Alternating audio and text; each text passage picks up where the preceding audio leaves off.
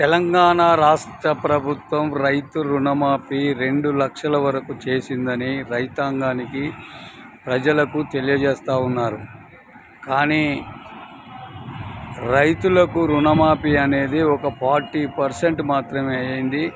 ఇంకా 60% రుణమాఫీ 2 లక్షల వరకు కాలేదని భారత కమ్యూనిస్టు పార్టీ ప్రభుత్వానికి తెలియజేస్తూ ఉంది. ఎందుకంటే సమగ్ర సర్వే చేసి గ్రామాన మండలంలో ఏ బ్యాంకులో ఎంతమంది రుణాలు తీసుకున్నారు ఆ లిస్టు గ్రామ పంచాయతీలో బోర్డులో వేసి అటు తర్వాత మాఫ్ అయినది ఎంతమందికి అనేది మరి బ్యాంక్ అధికారులు కార్యదర్శి ద్వారా నిరూపణ చేయండి. అప్పుడు మీరు ఎంత రుణమాఫీ చేసిరు అనేది ప్రజలందరికీ అర్థమవుతుంది. మీరు మభ్యపెట్టి మసిముసి రేగాయలు అమ్మితే ప్రభుత్వాన్ని నడపలేరు.